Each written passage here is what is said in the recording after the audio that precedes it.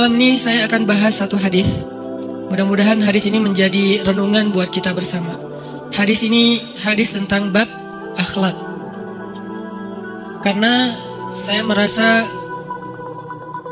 bab akhlak ini salah satu PR besar bagi kita sebagai kaum muslimin.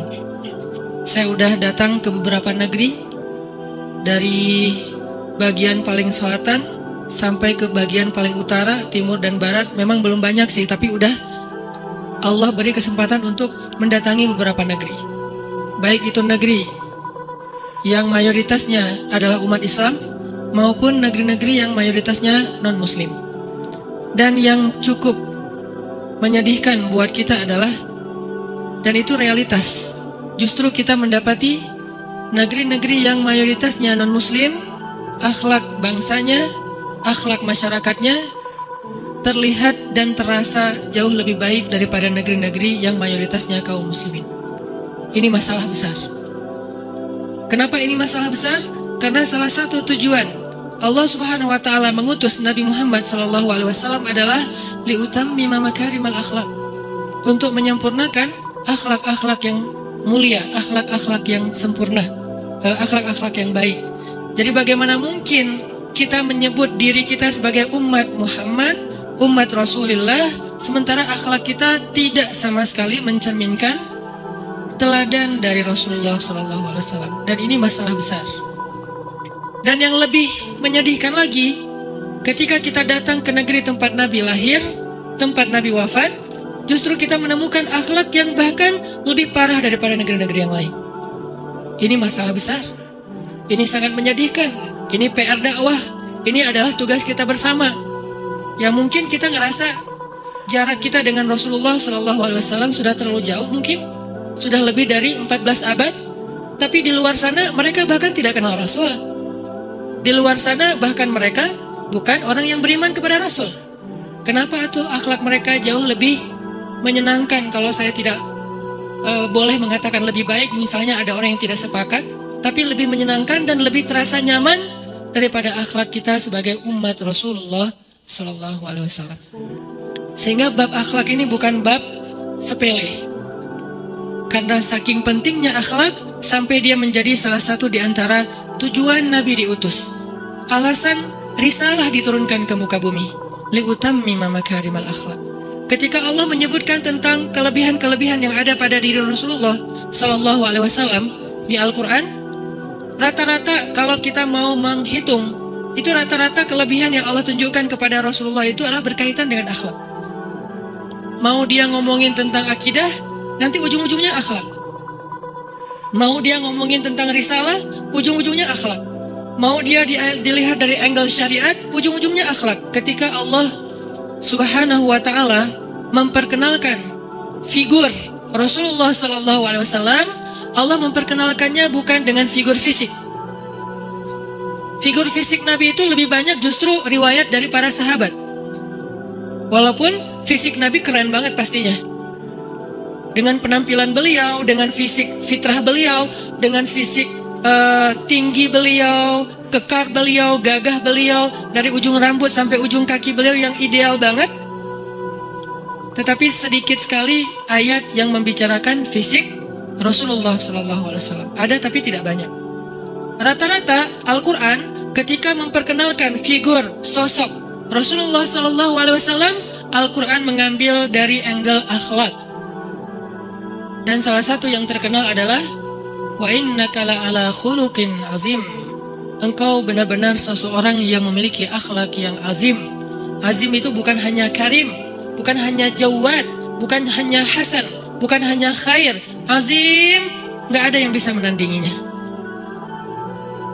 Bisa dibilang manusia dengan contoh akhlak terbaik dari zaman Nabi Adam sampai nanti hari kiamat, lintas generasi, lintas negara, lintas ras, lintas bahasa, di seluruh dunia, manusia nomor satu yang akhlaknya paling keren itu adalah Rasulullah SAW. Tapi kenyataannya umat saat ini nih, bukan umat di zaman terbaik pastinya, karena umat di zaman sahabat, tabi'in, tabi'ut tabi'in, khair ummah ukhrijat linnas. Kita bicara tentang diri kita. Umat yang saat ini, justru salah satu umat dengan akhlak yang memprihatinkan adalah justru umat dari sosok yang akhlaknya terbaik. Ada apa di sini? Apakah kita kurang figur? Sementara figur kita yang terbaik. Umat lain mereka nggak punya figur sekeren figur kita loh. Umat lain tuh nggak punya qudwah, nggak punya teladan sekeren teladan umat Islam. Umat yang lain tuh nggak punya sampel, nggak punya model orang yang akhlaknya itu sempurna seperti model umat Islam, yaitu Rasulullah SAW. Jadi ini ada hal yang perlu kita renungkan bersama, kayak klise gitu. Seorang nabi dengan akhlak yang selalu Allah ulang-ulang di Al-Qur'annya luar biasa. Kemudian risalahnya sebagian besar isinya adalah akidah dan akhlak. Bahkan dulu kita ada mata pelajaran akidah dan akhlak. Saking kalau yang belum pernah ngalamin berarti masih anak muda lah. Yang ngalamin pelajaran akidah akhlak berarti usianya udah dewasa. Kalau sekarang kayaknya nggak ada ya, adanya PAI ya. Dulu kita akidah akhlak. Terus SKI, sejarah kebudayaan Islam. Ya gitu-gitulah pokoknya zaman-zaman dahulu kala. Jadi kalau kita dengan risalahnya yang sebagian besar isinya akhlak, dengan role modelnya adalah orang yang paling baik akhlaknya, tapi realitasnya justru memprihatinkan akhlaknya, pasti ada yang miss dalam cara kita memahami agama ini. Ada yang krisis dalam fikrah Islam kita. Ada yang krisis dalam pemahaman syariat kita. Sehingga saya pikir membahas tentang akhlak ini menjadi salah satu di antara agenda dakwah yang sangat penting. Kita perlu yang namanya social movement. Kita harus ada gerakan sosial memperbaiki akhlak kita. Bahkan ini bukan hanya terjadi di Indonesia. Kita kalau ngelihat sekarang ngebandingin ya dengan negara-negara maju, jumlah orang yang melanggar di jalan itu kita masih lumayan tinggi. Ini belum lihat kasus viral orang bertengkar di jalan. Hanya gara-gara masalah klakson, mukul. Hanya gara-gara masalah misalnya salah kasih sen karena mungkin dia juga baru agak-agak panik gitu. Terus jadi malah perempuan. Terakhir ada kasus yang ramai itu perempuan disakiti oleh seorang laki-laki yang badannya tegap gitu atau kering atau ya biar fair ya. McGregor atau Habib Nurmagomedov nggak apa-apa lah. Karena kan ini maksudnya biar fair. Kalau dengan perempuan, di mana akhlak kita dengan perempuan? Bahkan di zaman Nabi, ketika ada seorang perempuan dilecehkan oleh Bani Qainuqa, itu langsung satu suku itu diusir sama Nabi. Satu suku diusir. Makanya nanti kalau teman-teman baca sejarah Yahudi di Madinah kan ada 3 kabilah Yahudi tuh. Bani Nudair, Qainuqa dan Quraidah. Salah satu di antara 3 kabilah Yahudi yang ada di pinggir kota Madinah itu terusir gara-gara apa? Kalau kita baca runut kasusnya kenapa? Gara-gara cowok-cowok anak muda mereka tuh melecehkan seorang perempuan muslimah di pasar. Itu alasan utamanya. Jadi ada cewek muslimah lagi belanja di pasar. Orang Yahudi ini kan suka bikin prank kan? Tapi prank itu bukan dari Yahudi ya. Ustadz suka? Enggak. Saya suka memberikan surprise, bukan prank. Prank ini identik dengan, kan ada yang modelnya dulu tuh di luar negeri cukup ramai juga acara di televisi kayak gitu, yang kayak ngagetin, bikin orang deg-degan, bikin orang nangis, bikin orang takut, bikin orang apa. Ini sebetulnya tabiat orang-orang Bani Israel. Mereka tuh suka ngeprank orang di jalan. Nah, ini anak muda yang kurang kerjaan kali. Jadi mereka kayak nggak punya kerjaan, akhirnya nyari kerjaan atau ngerjain orang. Di pasar ada cewek muslimah lagi belanja. Mungkin cewek ini cantik, digodain karena dia menjaga kehormatan, nggak diladenin sama dia. Kalau kita nggak, mungkin kalau misalnya dia bukan perempuan yang menjaga kehormatan, itu diladenin. Dianggap bercanda. Misalnya telepon nyasar diladenin, WA nyasar diladenin, akhirnya dihipnotis, hilang ATM segala macam. Nah, ini karena dia menjaga kehormatan, dia nggak mau ngeladenin, dia pergi aja. Digodain lagi, dia pergi. Lama-lama mereka ngerasa kayak garing kan, karena nggak direspon. Karena dia merasa garing, akhirnya main kasar. Begitu perempuan ini sedang belanja, sekelompok anak muda Yahudi itu dari bawah datang di balik meja.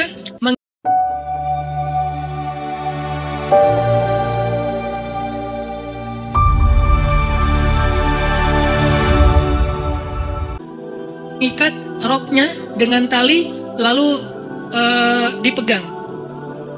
Ketika perempuan ini berjalan, roknya diangkat. Ini kan kurang ajar ya. Susah untuk mencari kata-kata lain. Saya juga yang udah 1400 tahun yang lalu masih baper dan masih sebetulnya marah gitu ya. Cuman kan orangnya udah nggak ada sih. Makanya kalau ada orangnya ya cuman gitu doang. Kok ada orang aneh gitu? Apa dia nggak punya istri? Jomblo Ustaz, nggak punya adik, nggak punya ibu. Gimana kalau adiknya, ibunya, anaknya, istrinya, kakaknya diperlakukan kayak gitu?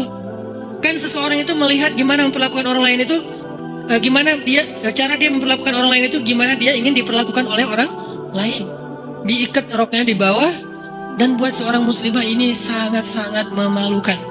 Karena bagi muslimah, kehormatan itu kadang-kadang lebih berharga daripada nyawanya. Jadi bagi seorang muslimah diperlakukan kayak gini, itu lebih sakit daripada dibunuh, daripada kematian. Sakit dan malu banget gitu. Diikat roknya, ditarik. Akhirnya dia teriak, nangis. Lalu datang laki-laki pemuda muslim melepaskan ikatan itu, lalu dikeroyok rame-rame sama cowok-cowok Yahudi, dan karena dia dikeroyok rame-rame, terbunuh. Nabi bilang tidak ada lagi tempat buat mereka di kota Madinah. Nabi marah besar. Jadi jangan berpikir bahwa marah itu bukan sunnah. Ada marah yang sunnah, ada marah yang bid'ah. Pertanyaannya, selama ini marah kita udah nyunnah atau bid'ah? Jangan-jangan kita marah terhadap sesuatu yang bid'ah, sehingga kita disebut ahlu bid'ah dalam urusan marah. Atau sedih juga gitu. Nabi sedih, Nabi pernah marah, Nabi pernah bahagia, senang, suka, Nabi pernah sedih. Semua perilaku Nabi itu adalah qudwah, teladan, termasuk marahnya. Jadi kalau kita nggak marah dalam hal yang Nabi marah, berarti kita tidak mengikuti sunnah dalam urusan sarirah, perasaan Nabi, dan itu bagian dari akhlak.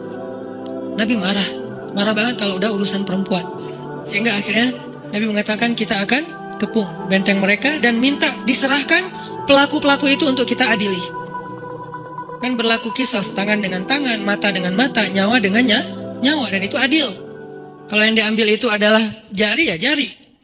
Itu keadilan Islam. Kita minta pelakunya, belum diusir kaumnya, baru pelakunya doang yang mau diminta untuk diadili. Ternyata nggak diserahin sama kabilah Yahudi tersebut. Nggak diserahin, dibelain malah. Bentengnya ditutup rapat, dikepung sama kaum muslimin, gak diserahin. Cara baik-baik gak bisa. Akhirnya mereka pun diusir dari kota Madinah, dan secara paksa pelaku-pelaku tadi ditangkap dan dihukum secara adil oleh Rasulullah SAW. Ini adegan tentang Yahudi, makanya orang Yahudi sakit hati banget sama kaum muslimin. Tapi kalau ditarik dan dirunut kronologis ceritanya, emang salah mereka sendiri. Ini balik lagi kepada yang tadi adalah akhlak itu sesuatu yang penting sekali dalam Islam. Sehingga bicara tentang akhlak bukan hanya bicara soal hal-hal yang sifatnya bonus. Dan bicara akhlak itu buat saya sih, dakwah buat saya itu bukan ngomongin narasi-narasi ideal ya. Kan saya ceramah itu udah dari 13 tahun yang lalu. Dan 5 tahun terakhir ceramahnya sangat dikurangin porsinya, lebih banyak ke programming dan movement. 8 tahun saya ceramah di Bandung, keliling-keliling, sehari ceramah sampai 5 kali. Di kota Bandung doang tuh, sehari ceramah 5 kali, 4 kali di Majelis Ta'lim ibu-ibu, sekali di masjid. Keliling aja. Enak Ustaz, enak. Kita disambut, kita dijemput, kita dihidangin makanan, pulang kadang-kadang dikasih uang transportasi segala macam. Enak sih, manja banget kan? Karena ketika saya pulang dari Kairo, orang menganggap saya sebagai ustadz, dan mereka berbaik sangka, saya hargai itu walaupun gak ngerasa kayak gitu. Diundang-undang, apalagi kalau lagi ada momen-momen hari raya, hari besar Islam, kayak Mauludan, Isra Mi'raj, apa segala macam, itu tuh pasti udah sibuk banget. Ramadan, hampir gak pernah saya buka puasa bareng keluarga. Kenapa? Acara buka puasa bersama pasti penceramahnya saya keliling. Mau tingkat SMP, SMA, kuliah, bahkan reuni TK juga ada. Pada reuni semuanya. Saya diundang ceramah. Ya isi ceramahnya ya itu juga. Karena yang dengarnya beda-beda. Yang stres buat saya tuh kalau yang dengarnya sama. Kadang-kadang majelis taklim ibu-ibu pagi ya. Pagi ada 2. Jam 8 1, jam 11 1. Ibu-ibu jam 8 udah hadir, pas saya pergi ke jam 11 dia lagi. Loh ibu kan tadi udah, pengen dengar lagi Ustaz. Aduh materinya harus ganti Kan saya capek juga nyari-nyari materi baru kan ya. Wah, itu udah 8 tahun saya lakonin. Tapi apakah berubah sosialnya? Hampir tidak ada yang terlihat signifikan. Kita pernah merasakan masa-masa dai-dai kondang kita di masa-masa sebelum ini. Sehingga ceramah tabligh akbar di mana-mana. Artinya buat saya dakwah bukan hanya sekedar narasi ideal, tapi dakwah adalah menemukan masalah sekecil apapun masalah itu di masyarakat, lalu selesaikan. Itulah dakwah. Sekecil apapun masalah di masyarakat. Apa masalahnya? Cari. Kita list misalnya ada 10. Dari 10 problem masyarakat, mungkin kita nggak bisa menyelesaikan yang paling berat. Kita juga harus mengukur kemampuan diri kita sendiri. Kayaknya nih terlalu berat kalau masalah ini. Apa? Masalah narkoba. Kayaknya bukan bagian kita. Oke, kita turunin porsinya, jangan yang terlalu besar. Yang lebih kecil lagi apa? Masalah pergaulan bebas. Wah, masih berat juga. Terus turunin lagi, masalah apa? Masalah misalnya pengangguran, masalah nggak ada kerjaan akhirnya kriminal atau mungkin apalah kayak gitu. Dari semua masalah, ternyata kita hanya bisa menyelesaikan masalah yang paling sepele, maka kita sudah berdakwah. Wa ma aradtu illal islah mastata'at.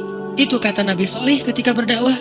Itu kata para anbiya ketika berdakwah. Tidaklah saya inginkan dalam dakwah saya ini kecuali islah. Apa arti islah? Perbaikan. Bukan ceramah. Walaupun ceramah salah satu di antara variabel untuk memperbaiki sosial ataupun masyarakat, tetapi bukan satu-satunya. Sehingga ketika saya bicara tentang akhlak, saya ingin akhlaknya tidak dibahas dari angle narasi ideal. Apa angle narasi ideal? Ayat, hadis, lalu dibedah, selesai. Tapi kasusnya nggak dibahas. Nah ini nih buat saya narator. Buat saya ini hanya seorang yang menyampaikan narasi. Dia menyampaikan ayat-ayat tentang akhlak dikumpulin, hadis-hadis tentang akhlak dikumpulin, sahih-sahih semuanya. Cerita-cerita kemuliaan akhlak dikumpulin, keren-keren semuanya. Terus nge-installnya dalam kehidupan sosial gimana caranya? Nah ini masalah dakwah. Kadang-kadang kita punya program keren banget, tapi nggak bisa diinstal. Buat apa? Punya program keren banget, tapi nggak bisa di-download. Buat apa? Program keren, gede kapasitasnya, tapi nggak bisa di-download. Berarti kita harus mencari sesuatu yang bisa diinstal, bisa di-download, sehingga bisa aplikatif. Sehingga ketika saya bicara tentang akhlak, kita akan melihat realitas. Salah satu realitas baru dan cukup nyata dalam kehidupan kita sekarang adalah kehidupan bersosial media. Ada orang menganggap, sebagian dai kita menganggap sosial media ini bukan realitas. Menganggap sosial media ini hanya sekedar sebuah hiburan saja, sebuah entertain, sesuatu yang gimmick. Padahal kalau kita lihat secara survei, sosial media kita itu bukan gimmick lagi dalam kehidupan kita, udah jadi realitas baru. Anak muda Indonesia pakai sosial media dalam sehari itu 8 jam rata-rata. Sehari pakai sosial media 8 jam rata-rata. Ustadz, kurang lebih. Berarti bukan anak muda Ustadz. Ustadz juga sama. Iya. Saya kan anak muda, Ci. Katanya. Artinya kita tuh pakai, mau saya, mau ustadz-ustadz yang lain, pakai sosial media itu nggak kurang dari 2 jam sehari loh. Dan rata-rata ternyata menurut survei tahun 2018, 8 jam, nggak tahu 2019 mungkin udah naik. Artinya itu kehidupan baru kita, sosial media. Dan di sosial media kan kita nggak pasif ya, cuman ngeliat doang postingan orang. Minimal aktifnya apa? Nge-like. Minimal aktifnya lagi apa? Komen. Kalau nggak komen, nge-like komen. Nge-like komen tuh bikin sebuah apa? Sebuah dinamika. Ada komen kontroversi di like. Akhirnya jawabannya bertabrakan di like juga. Akhirnya like-lakan. Yang ini pojok yang sini, saya lebih senang dengan pendapat ini. Saya lebih senang dengan pendapat itu. Ini masih pasif nih, tapi udah mulai ada actionnya gitu. Nge-like. Nanti lebih aktif lagi, nggak nge-like doang. Dia ikut komen. Yang lebih aktif lagi, komennya itu banyak. Di scroll aja komennya. Terus lebih aktif lagi, komennya tuh terus ada. Nggak banyak tapi ada terus. Komen lagi, di satu postingan komen supaya dia kebaca terus. Jadi kayak top komen gitu. Lebih aktif lagi, repost. Lebih aktif lagi, nge-head. Semua ini adalah realitas baru dalam kehidupan kita, yaitu realitas kehidupan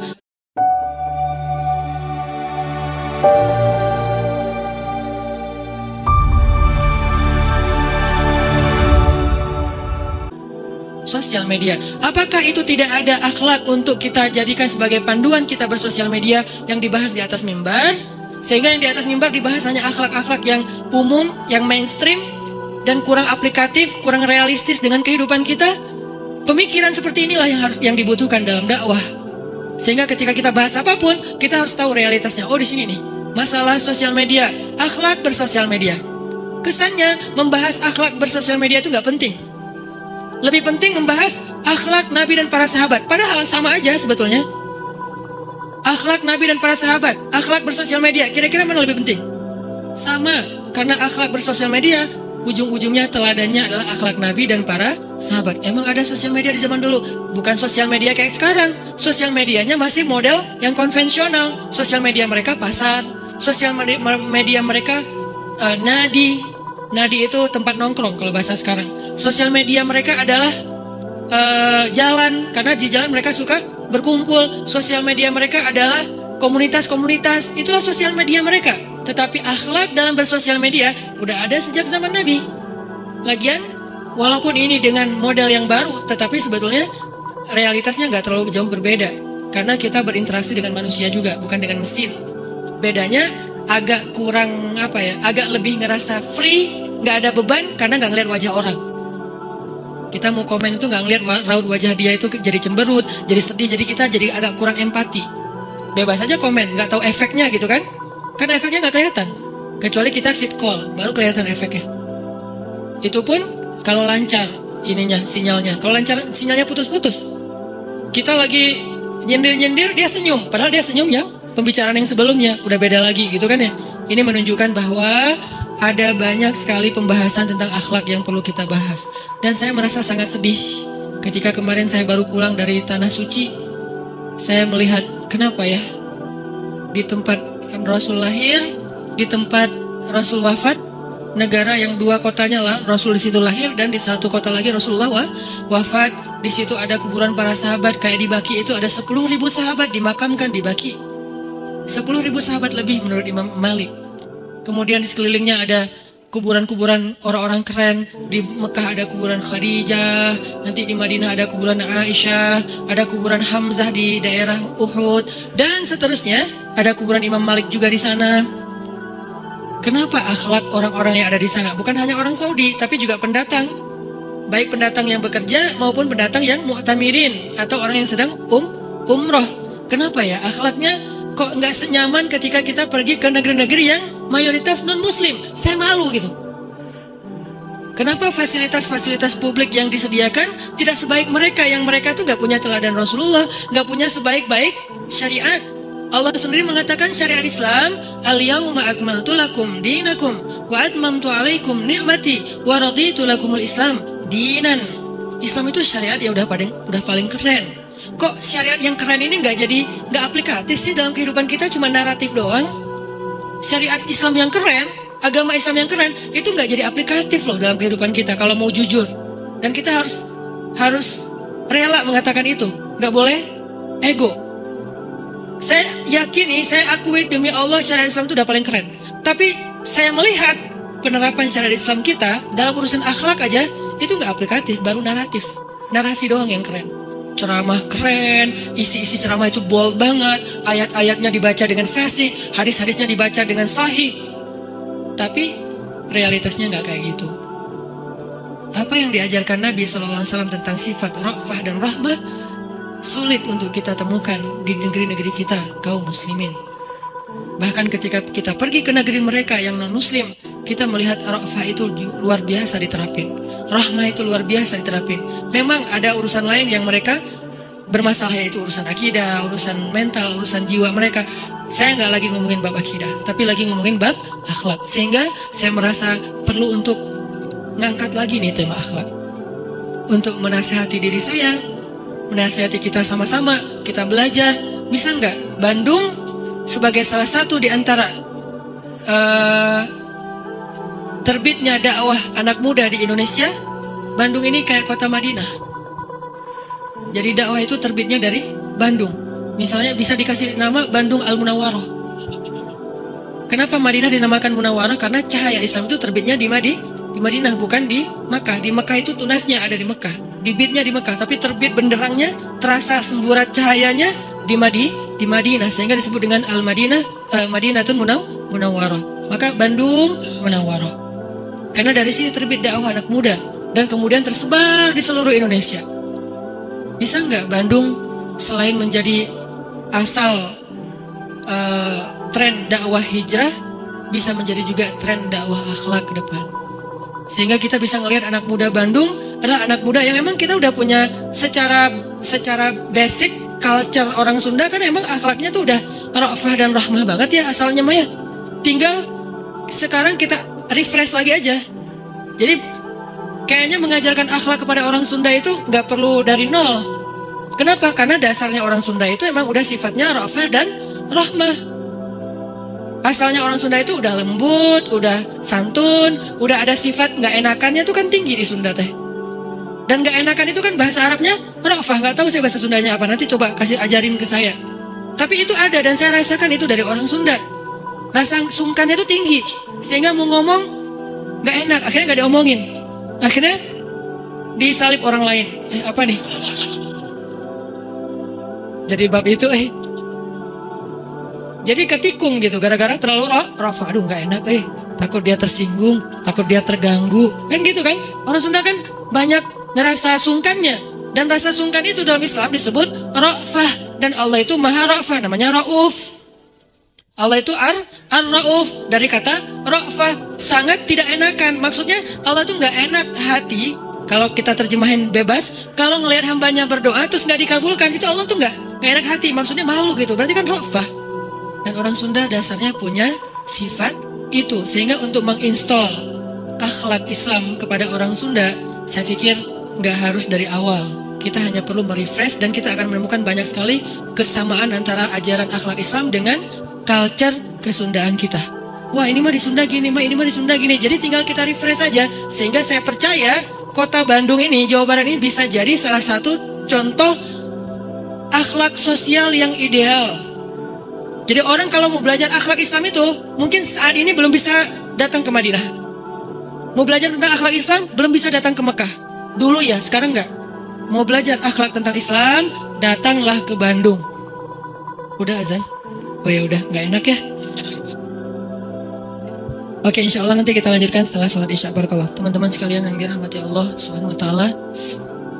Tadi kita membahas sekilas tentang pentingnya akhlak, karena salah satu alasan dulu orang-orang kafir tertarik kepada Islam dan akhirnya mereka masuk Islam itu adalah karena ngelihat tampilan dari akhlak Nabi dan para sahabat. Itu salah satu alasan kuatnya, termasuk Umar bin Khattab. Jadi itu daya tarik dan memang itu nilai yang penting yang dimiliki oleh Nabi SAW. Sehingga ketika Nabi ingin menawarkan Islam kepada orang-orang kafir Quraisy, salah satu yang Nabi coba pastikan adalah bahwa ajaran Islam itu adalah ajaran-ajaran tentang akhlak mulia. Sehingga yang pertama-tama masuk Islam adalah orang-orang yang membutuhkan nilai-nilai akhlak mulia ini tertanam dan menjadi sistem kehidupan bermasyarakat. Mereka lah yang pertama masuk Islam. Siapa? Para budak, orang-orang miskin. Kenapa kok para budak dan orang miskin lebih dulu menerima Islam daripada orang-orang kaya dan orang-orang yang terkemuka? Karena ajaran Islam itu sangat menguntungkan para budak dan orang miskin pada masa itu. Dari sisi mana? Akhlak, tentang pembebasan budak, tentang menyantuni orang miskin, tentang membantu orang yang susah, tentang menyantuni anak yatim, tentang gak boleh semena-mena kepada orang yang lemah, tentang mengangkat derajat dan harga diri perempuan. Sehingga yang awal-awal tertarik kepada Islam adalah orang-orang yang membutuhkan nilai akhlak ini untuk menyelamatkan kehidupan mereka. Itulah orang miskin dan para budak, yang kalau dalam bahasa orang kafir Quraisy disebut dengan istilah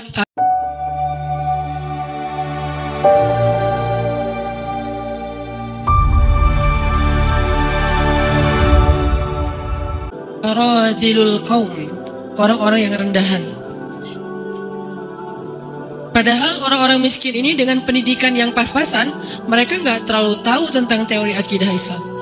Simple aja buat mereka bahwa Allah itu, Tuhan itu satu. Qul huwallahu ahad. Makanya sesederhana inilah pemikiran Bilal bin Rabah. Ketika Bilal disiksa, yang dia tahu tentang teori akidah itu hanya ahadun ahad, ahadun ahad.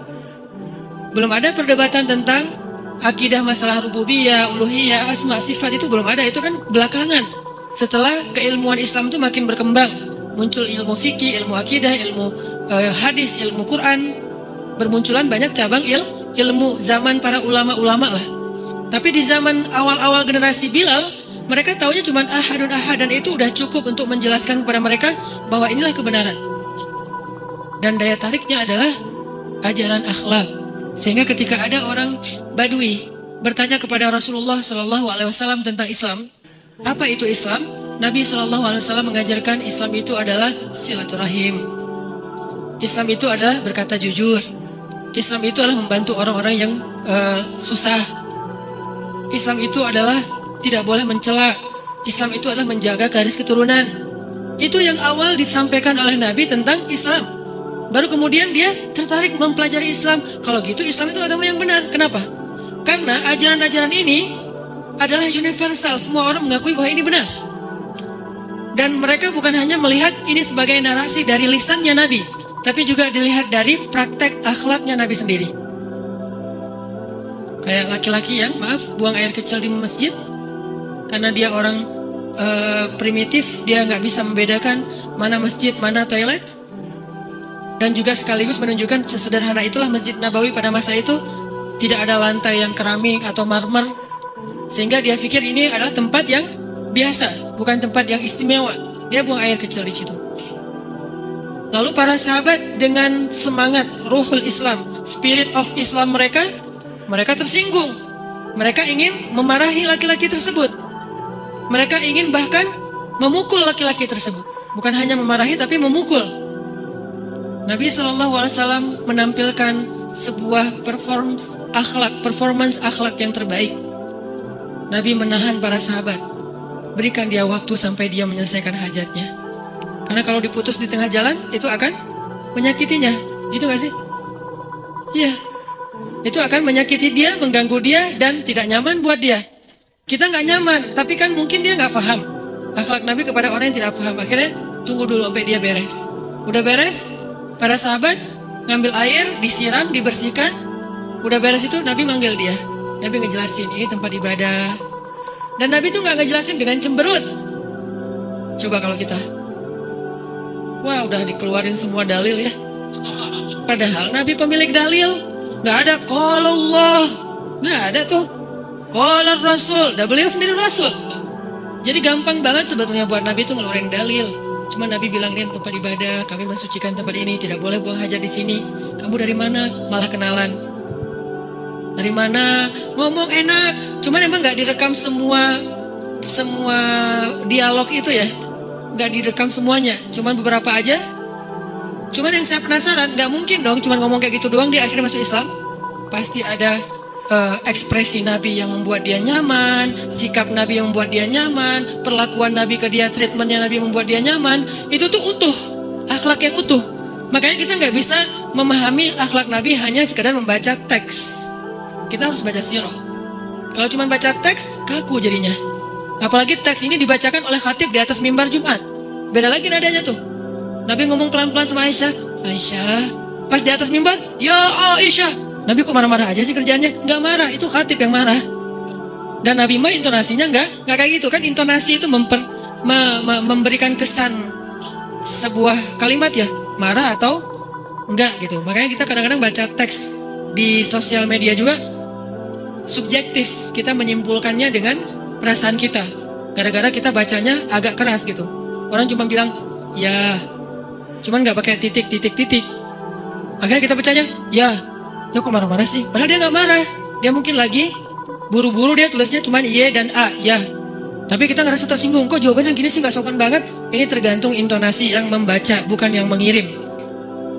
Dan banyak dai kita yang ketika menyampaikan hadis melupakan intonasi, melupakan storytelling, melupakan sirahnya.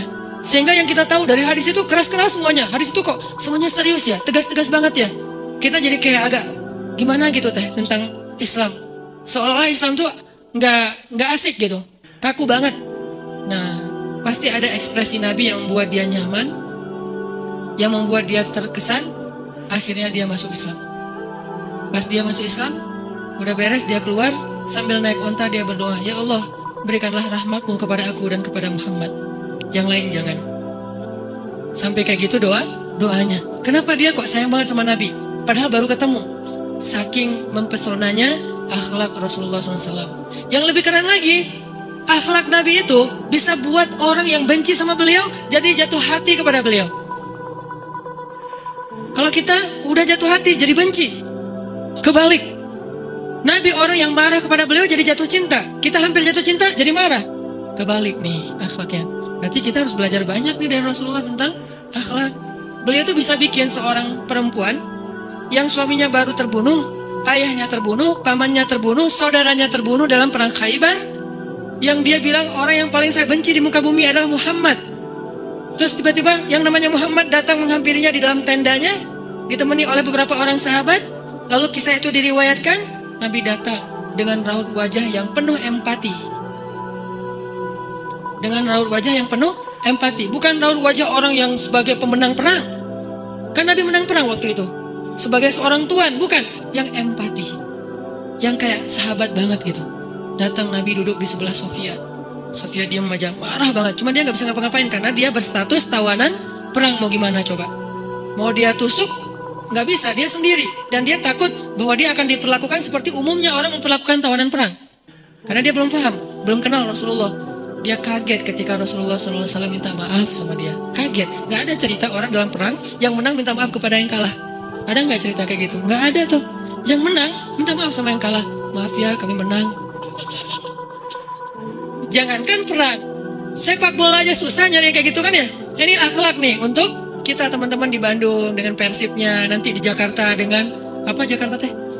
Persijanya. Nanti yang menang siapapun yang tanding, maaf ya menang. Dari mana lo akhlak kayak gitu? Rasulullah sih.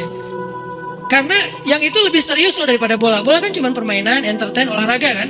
Gak seserius perang. Perang itu serius. Kalah itu meninggal artinya terbunuh. Kalau kita kalah paling ya kurangnya apa? Gak dapat skor gitu, gak dapat poin. Kalau itu kalah terbunuh.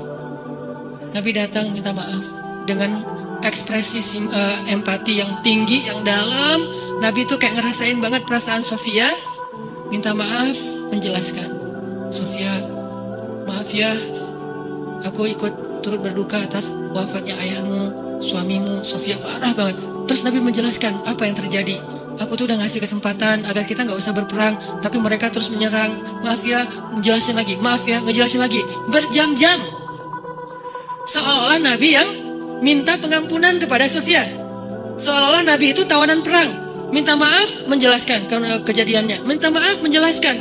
Terus kayak gitu dengan ekspresi serius. Dan kelihatan banget lah. Ucapan dan ekspresi orang yang jujur kan kelihatan ya. Jujur bahwa beliau tuh empati banget. Bahwa beliau juga berduka.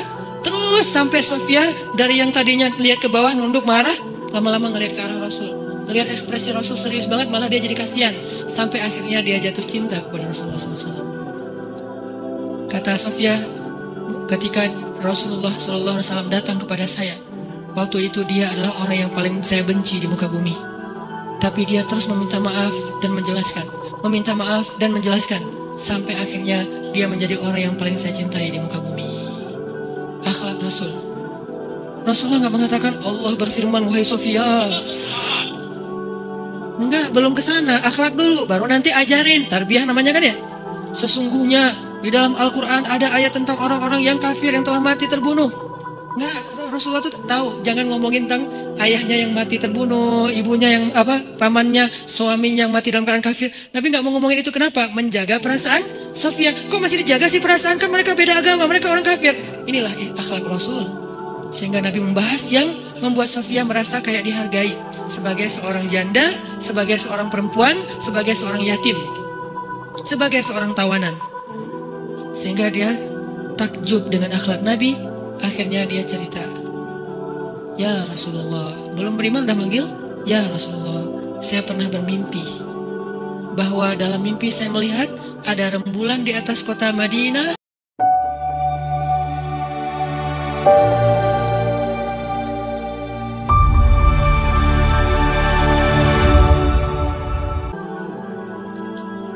Lalu jatuh ke pangkuan saya. Jibril turun bilang ke Rasulullah, apa maksud dari mimpi itu? Tahu nggak Rasulullah apa maksud mimpi? Apa Jibril? Maksudnya rembulan itu kamu. Maksudnya dia akan jadi istri kamu di dunia dan akhirat. Rasulullah langsung, aduh mana ya? Rasulullah juga orang yang ra'fah banget tuh. Bil mu'minina ra'ufun rahim tuh Rasulullah. Nggak enak, kan dia masih janda baru meninggal suaminya. Masa saya lamar gimana ya? Kata Jibril, ya Rasulullah, Allah suruh engkau melamar dia untukmu menjadi istrimu di dunia dan di akhirat. Rasulullah dengan gak enak hati mengatakan, Sofia, aku ingin melamar kamu. Sofia, gimana ya? Itu mah cewek ya.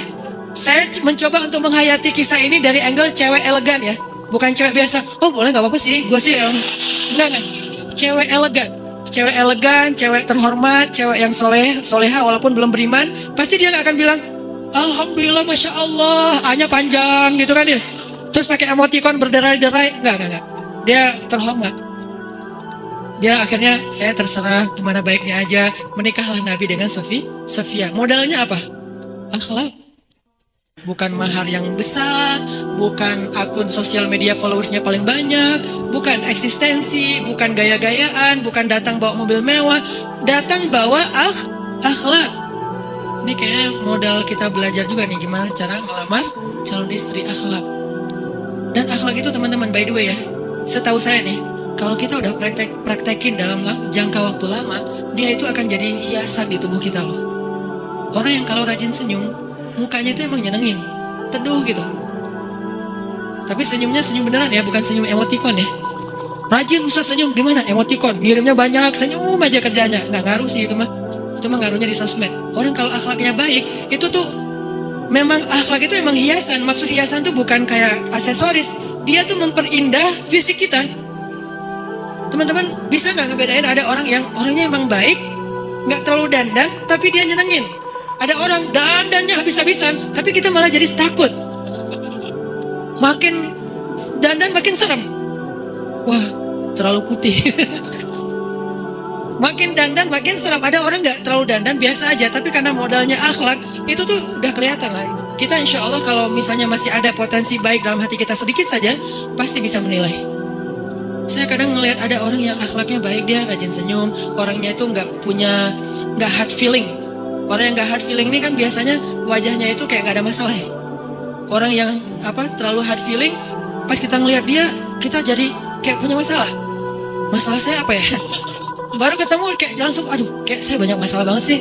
Ada orang yang pas ketemu dia kayak nggak ada masalah gitu. Saya beberapa kali sih ketemu orang kayak gitu tuh luar biasa. Jadi kayak ada iri gitu, pengen kayak dia. Ternyata akhlak itu kalau udah sering diterapin, dipraktekin, itu tuh akan jadi karakter kita dan jadi kayak tampilan fisik kita.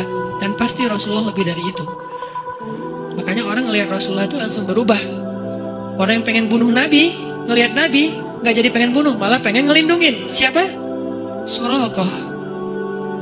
Dia tuh tadi itu dijanjiin sama Abu Jahal untuk membunuh Nabi dan dikasih hadiah mi'atuna koh 100 ekor onta. 1 ekor onta harganya 50 juta. Berarti dikasih berapa? 5 miliar. Hadiah membunuh Nabi itu 5 miliar dan itu gede loh. Dan buat Suraqah gak susah membunuh Muhammad. Kenapa? Karena Muhammad itu hanya hijrah berdua. Bukan dengan Umar, bukan dengan Hamzah, tapi dengan Abu Bakar. Gampang membunuhnya. Kalau Muhammad hijrahnya didampingin Umar, Suraqah mikir, masa cuman 5 miliar. Kalau Umar yang ngedampingin, gue minta 20 miliar doang, resikonya gede. Karena yang dampinginnya Umar. Ini juga sebuah teka-teki. Kenapa sih Nabi hijrahnya gak bareng Umar aja? Kalau Umar sebelum hijrah posting dulu kan? Hijrah aja live streaming. Postingnya gimana? Di sosial media. Waktu itu sosial medianya Ka'bah. Dia berdiri depan Ka'bah, dia bilang, ya ahla Makkah, ya ma'syara Quraisy, fa'lamu anni muhajir. Itu kalau bahasa sosmed posting, gua mau hijrah. Siapa yang pengen istrinya jadi janda, anaknya jadi yatim, tunggu saya di balik bukit itu, di Sherlock sama dia. Tunggu saya di balik bukit itu. Kita ketemu di sana, meeting pointnya. Siapa yang pengen istrinya jadi janda, anaknya jadi yatim, saya akan lewat jalan itu. Mana ada yang berani? Diam semua semekah. Termasuk Suraqah. Suraqah pura-pura nggak tahu. Ada apa sih kok rame-rame? Jadi kenapa nggak berani sama Umar? Siapa yang berani sama Umar? Coba kalau Nabi hijrah bareng Umar, ada nggak yang berani menghalangi? Maka nggak akan ada adegan Suraqah, adegan sembunyi di Gua Sur, nggak ada tuh. Kenapa? Karena didampingin Umar. Teka-teki. Tapi saya nggak akan jawab sekarang biar kepo. Kenapa nggak Hamzah, pemanah, sniper, penunggang kuda, paman beliau pula? Kenapa nggak Utsman? Utsman orang yang kaya raya, kabilahnya kabilah yang paling kuat di kota Mekah, sehingga Nabi kalau hijrah bareng Utsman fasilitasnya gampang, mobilnya mobil Alphard. Terus nanti di rest area disediakan lounge. Kalau Nabi hijrahnya bareng Utsman karena kaya raya. Kenapa? Atau Abu Bakar yang fisiknya nggak seperti Umar, saya nggak bilang lemah karena kita lebih lemah daripada Abu Bakar aslinya. Abu Bakar yang dibilang lemah itu ternyata ahli jihad juga kan. Beliau berpedang, beliau melawan musuh. Jadi kayak gitu tuh di kalangan sahabat disebut lemah. Kalau di kita tuh udah jagoan tuh. Udah jadi jawarannya kita tuh. Tapi jawarannya kita ternyata yang paling lemah di antara sahabat. Abu Bakar yang gak seperti Umar dan Hamzah. Kekayaannya udah habis. Karena habis dipakai untuk membeli budak, dimerdekakan. Gak kayak Abdurrahman bin Auf dan Utsman. Secara hubungan kekeluargaan gak seperti Hamzah. Karena bukan siapa-siapa. Secara dukungan kabilah, Abu Bakar itu kabilah Bani Taim. Bani yang paling lemah di kota Mekah. Kenapa dengan Abu Bakar? Sehingga buat seorang Suraqah membunuh Muhammad yang cuma didampingin Abu Bakar, itu tuh gampang, gak ada resiko. Mencari jejak Rasulullah, gampang, dia tuh pembaca jejak. Dia bisa ngelihat di tanah, onta yang lewat itu ukurannya berapa, di atasnya itu yang menungganginya laki-laki atau perempuan itu ketahuan dari dalamnya jejak onta tersebut. Suraqah bisa tahu itu. Wah, yang di atasnya cewek nih, tahu. Di atasnya cowok nih, tahu, karena beratnya beda. Di atasnya anak kecil, tahu. Di atasnya orang yang ditawan, tahu. Kenapa tahu bahwa di atasnya ditawan? Karena dia meronta-ronta, jadi jejaknya tuh kayak acak gitu, tahu banget. Suraqah membaca jejak yang legend banget lah. Sehingga buat Suraqah mendapatkan 5 miliar gampang. Dan benar juga, dan dia dapat menemukan Rasulullah tuh Muhammad. Di antara semua yang mencari jejak, Suraqah yang pertama menemukan Rasulullah bersama Abu Bakar lagi naik onta menjauh dari kota Mekah. Ketika Suraqah mendekat, Rasulullah menawarkan sesuatu yang gak realistis banget. Ya Suraqah, pastinya ekspresi Nabi gak bisa kita wakilkan dengan ceramah. Cuman kita yakin, harus beriman, ekspresi Nabi itu menawan banget, keren banget. Sampai orang yang paling benci sama Nabi seperti Suraqah, yang pengen dapat untung dari membunuh Nabi seperti Suraqah, bisa berubah hatinya. Ya Suraqah, gimana menurut kamu? Kalau aku janjikan kepada kamu, kamu akan bisa memakai mahkota Raja Persia dengan baju kebesaran Raja Persia. Kata Suraqah, Raja negara Persia yang besar itu? Ya, kata Rasulullah, mau, gimana caranya? Kata Suraqah, caranya halangilah orang yang ingin menghadang kami, orang yang ingin menyakiti kami, halangilah mereka. Baik Muhammad, ada lagi apa yang bisa saya lakukan Muhammad? Saya akan lakukan apapun supaya kalian sampai ke Madinah dengan selamat. Apa saya perlu ikut? Kata Rasulullah, nggak usah, di sini aja. Baik, pergi Rasulullah. Suraqah diam. Begitu lewat yang pembaca jejak lain yang amatiran, kan dia pro banget kan? Yang amatiran kan di bawah dia tuh. Biasanya kan yang pro ini didengar kan? Kalau yang pro mah bebas gitu. Pas datang yang amatiran pembaca jejak, Suraqah, lihat Muhammad enggak? Aku yang paling baik dalam membaca jejak di antara kalian, dan kudaku ini kuda yang paling cepat. Aku tidak melihat Muhammad lewat sini, carilah tempat yang lain. Kalau Suraqah yang ngomong, nggak ada yang nggak percaya, cari tempat lain.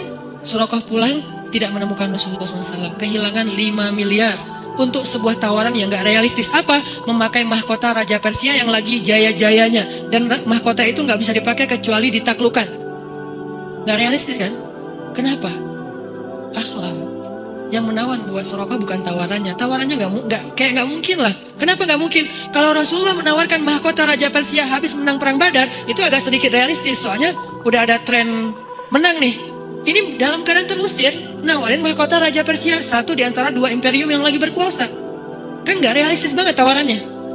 Terus apa yang menakjubkan buat Suraqah sampai diambil tawaran ini dan ditinggalkan tawaran yang lain yang lebih realistis? Abu Jahal itu punya lebih dari 1000 onta, ngasih 100 itu nggak ada apa-apanya, receh banget buat Abu Jahal. Kenapa nggak ngambil yang itu aja? Kenapa mengambil yang ini yang nggak realistis? Karena kagum, takjub dengan akhlaknya Rasulullah SAW. Nggak dikasih mahkota juga nggak apa-apa. Penting udah ngeliat Rasul, oh ini Rasulullah, aduh nggak tega menyakiti beliau. Ya udah Rasulullah, lanjutkan. Saya yang hadangi orang-orang yang ingin menyusul engkau, yang ingin memburu engkau. Ini akhlak. Dan nanti di Madinah juga kayak gitu akhlak. Gimana Nabi SAW itu menjadi omongan di seantero Hijaz. Hijaz itu sekarang tuh daerah Arab Saudi dan sekitarnya. Semua ngomongin Nabi tentang akhlaknya. Ketika Nabi SAW mengutus Ja'far sepupu beliau ke Habasyah. Lalu Raja Habasyah bertanya kepada Ja'far, "Ya Ja'far, jelaskan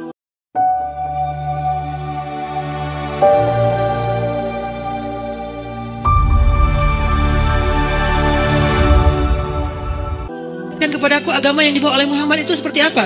Ja'far menjelaskan tentang poin-poin tentang Islam, tapi setengah dari penjelasan di awal itu adalah akhlak. Tadi silaturahim, membebaskan budak, menyantuni anak yatim, membantu orang miskin, membayar hutang, jujur, amanah, segala macam. Baru di bawah itu adalah tidak menyembah kecuali Allah Al-Ahad. Di atasnya akhlak. Semua baru di bawahnya akidah dan syariah. Syariahnya masih sederhana, sholat. Akhirnya Najasyi mengatakan, ini gak ada bedanya dengan ajaran Nabi Isa. Ajaran akhlaknya sama. Akhirnya mengatakan, bedanya agama kamu dengan agama saya itu cuma seperti ini. Ditarik satu garis, tipis banget bedanya. Ketika Abu Sufyan menjelaskan tentang Islam kepada Raja Romawi, saat Nabi mengirim surat kepada Raja Romawi, lalu Abu Sufyan dipanggil karena dia kebenaran waktu itu lagi berdagang di daerah Romawi. Dipanggil oleh Raja Romawi, ditanya, agama yang dibawa oleh Muhammad itu seperti apa? Abu Sufyan menjelaskan sosok Rasulullah itu dengan menjawab pertanyaan tentang sosok Rasulullah itu, dan pertanyaannya seputar akhlak. Kata Raja Romawi, apakah kalian pernah mendengar dia berdusta? Akhlak. Kata Abu Sufyan, tidak pernah. Apakah dia orang yang punya keturunan? Itu juga akhlak. Bukan orang yang nggak jelas asal usulnya. Dia punya keturunan di antara kami. Apakah dia orang yang mencari harta? Kata Abu Sufyan, bukan. Dia orang yang kaya, istrinya orang yang kaya. Dan seterusnya.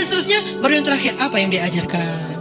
Dicari tahu dulu siapa orang ini. Setelah dicari tahu orang ini, ternyata semua pertanyaannya, jawabannya orang yang keren banget. Baru apa yang diajarkan? Dia mengajarkan tauhid. Tidak ada Tuhan yang patut disembah selain Allah.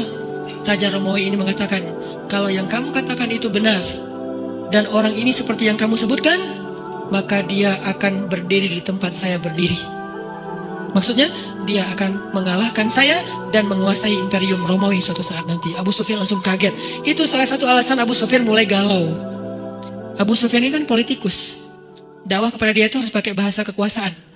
Sehingga ketika dia tahu Islam ini akan berkuasa, galau Abu Sufyan. Wah, ternyata agama Muhammad ini agama yang paling akan berjaya nanti. Kalau agama itu sudah menang, saya belum masuk Islam, jadi apa saya nanti pada waktu itu? Gak mau kalah. Abu Sufyan ini pedagang dan politikus. Sehingga akhirnya dia galau, mulai belajar Islam. Intinya teman-teman, akhlak. Makanya agak sedih sih kalau kita nih ahli ibadah, rajin taklim, tapi akhlaknya gak usah jauh-jauh, dengan keluarga aja belum baik. Ini kayak agak tadi klise banget. Makanya hadis yang tadi saya katakan akan jadi pembahasan kita, hadis yang diriwayatkan oleh Imam Ahmad. Rasulullah SAW bersabda, innal mu'min la yudrika bihusni khulqihi darajatas shaim al-qaim. Seorang mukmin sesungguhnya akan bisa meraih keutamaan dan derajat orang yang rajin berpuasa dan rajin sholat malam disebabkan dengan akhlaknya yang baik. Maksudnya apa? Inilah keutamaan orang yang akhlaknya baik. Kedudukan orang yang akhlaknya baik adalah seperti orang yang ahli ibadah malam. Kedudukan orang yang akhlaknya baik adalah seperti orang yang ahli puasa di siang hari. Apalagi dia bisa sempurna antara siang dan malamnya, akhlak dan ibadahnya, maka udah gak ada lagi yang bisa menandingi dia. Kalau dia ngandelin akhlak aja, ibadahnya wajib-wajib doang nih, karena gak boleh kurang dari yang wajib kan standarnya mah. Yang wajib itu sholat 5 waktu, yang wajib itu puasa Ramadan. Tapi gak ada yang plus, gak ada tahajud, gak ada duha, gak ada qabliyah ba'diyah, gak ada puasa Senin Kamis, gak ada Daud. Cuman yang wajib doang yang dia kerjain, tapi akhlaknya istimewa, maka derajat dia seperti orang yang qawwam sawwam. Orang yang rajin ibadah malam dan rajin puasa di siang hari. Disebut dengan qawwam dan sawwam bukan ketika dia baru pernah sholat malam sekali, bertahun-tahun. Seolah-olah apa? Seolah-olah kalau kita membantu seorang yang membutuhkan, itu kita sama derajatnya dengan ahli ibadah yang sudah beribadah sekian puluh tahun. Sekali aja kita nahan lisan kita dari mencela orang lain ketika kita dicela, daripada kita cela balik mending kita diam. Sekali aja kita nahan diri untuk tidak komen atau nge-replay komen orang lain, itu derajat kita sama dengan ahli ibadah yang sudah bertahun-tahun. Sebegitu istimewanya akhlak. Hadis riwayat Imam Ahmad, Abu Dawud dengan derajat sahih. Makanya bicara tentang akhlak ini bukan bicara hal sepele yang pahalanya kecil, yang dalam urusan agama itu syariat-syariat yang ringan. Enggak. Wa innama bu'itsu liutammima makarimal akhlak. Wa ma arsalnaka illa rahmatan lil alamin wa innaka la'ala khuluqin azim. Semua itu akhlak. Rahmah itu akhlak. Itulah teman-teman yang harus jadi renungan kita. Kita coba introspeksi diri. Gimana akhlak kita dalam urusan lisan? Kata Nabi, al-muslimu man salimal muslimun min lisanihi wa yadi. Sekarang kayaknya gampang banget memahami hadis ini. Lisan dan tangan, lisan dan jemari. Dalam urusan sosial media, maka terjemahan dari hadis ini adalah muslim yang benar, muslim yang baik, muslim yang ideal itu adalah kalau komen-komennya, postingan-postingannya, jemari-jemarinya ketika mengetik huruf demi huruf, kata demi kata, menyelamatkan orang lain, tidak menyakiti orang lain. Selamat di sini artinya tidak memunculkan polemik, tidak memunculkan perdebatan, tidak menyakiti perasaan, tidak menjadikan fitnah atau bahasa kita hoax misalnya, maka dialah muslim. Itu akhlak. Al-muslimu man salimal muslimu min lisanihi wa yadihi. Muslim itu adalah apabila muslim yang lain selamat dari lisannya dan selamat dari tangannya. Terjemahan tangan pada masa dulu adalah memukul, mengambil hak orang lain secara tidak halal. Itu tangan. Kalau sekarang udah ditambah, bukan hanya mengambil hak orang lain, termasuk juga mengetik teks. Maka al-muslimu man salimal muslimu min lisanihi wa yadihi. Nabi nggak mengatakan muslim adalah yang ahli tahajud, walaupun itu keren banget. Muslim adalah yang ahli menghafal Quran, walaupun itu keren banget. Dan saya selalu bercita-cita pengen jadi hafiz Al-Quran. Harus ada cita-cita dari kita, harus jadi hafiz. Sedikit bicara tentang bab hafal Quran, buat kita yang nggak mondok nih. Kalau teman-teman pengen jadi hafiz, targetnya jangan setahun atau 6 bulan hafal, itu jadi putus asa nanti. Memang motivasinya ada orang yang 3 bulan hafiz, 6 bulan hafiz, setahun hafiz. Tapi kan dia mondok, 24 jam menghafal Quran. Kita kan banyak kesibukan yang lain, yang lebih realistis. Berapa? 6 tahun hafiz. Gimana cara 6 tahun hafiz? Sekarang rata-rata usia kita berapa? Sebutlah rata-rata 20 tahun ya. Ada yang 22, ada yang 19, rata-rata 20 tahun. Ustadz segitu juga? Ya kurang lebih lah. Rata-rata 20 tahun. Berarti 26 tahun, itu cepat banget. Ya udah deh, jangan terlalu 6 tahun, 10 tahun. Kalau kita mau menghafal Quran 10 tahun hafiz, berarti sehari kita cuma perlu menghafal 2 baris. Sehari 2 baris. Dibagi 5 waktu sholat. 2 baris itu alif lam mim dzalikal kitabul la raiba fihi hudal lil muttaqin alladzina yu'minuna bil ghaib. Segitu. Enggak sampai 1 ayat kan? Nah, cara ngafalnya subuh alif lam mim, udah beres. Susahnya di mana coba? Subuh tuman alif, zuhur dzalikal kitabul la raiba fihi. Asar hudal lil muttaqin. Maghrib alladzina yu'minun. Isya bil ghaib. Selesai. 1 hari 2 baris, tapi butuh istiqomah, butuh dawam, konsisten. Kalau sehari 2 baris, maka 10 tahun itu gak lama loh. Saya tuh di Bandung udah 13 tahun, gak kerasa. Seolah-olah baru kemarin saya datang dari Kairo ke Bandung, sekarang udah 13 tahun, gak kerasa gitu aja. Tiba-tiba udah 13 tahun, berarti kalau saya ngafal sehari 2 baris, sekarang udah 3 tahun yang lalu udah selesai tuh. Berarti semua kita bisa jadi hafiz sebetulnya kalau udah lancar tahsinnya. Sehingga kita meninggal berstatus hafiz. Bukan untuk pamer ke orang, bukan untuk taruh di Instagram bio hafiz Al-Quran. Itu mah bebas lah, terserah niat ya. Saya nggak mau menjudge kan. Ada orang yang menaruh gitu supaya jadi syiar, ada yang mungkin dia riak. Kalau dia riak dia rugi. Kan ngafal Quran nggak gampang, masa mau dihabisin dengan hanya taruh di bio, rugi banget tuh. Capek-capek umroh terus riak, kan rugi kan? Jadi kita husnuzon, kalau ada orang yang dengan umroh itu menampilkan, gak mungkin dia riak. Karena dia tahu rugi banget 20 juta, capek, ngabisin waktu, hanya untuk riak doang, pasti dia pengen syiar. Kenapa? Karena ada 2 nih amal soleh, ada syiar, ada ikhlas. Ikhlas, prinsipnya tangan kiri gak tahu apa yang dilakukan tangan kanan. Itu baik. Ada juga syiar. Syiar itu prinsipnya apa? Man sanna fil islami sunnatan hasanah. Siapa yang menunjukkan sebuah model atau contoh yang baik dalam urusan agama Islam, maka dia dapat pahala dari semua orang yang menirunya. Kalau saya story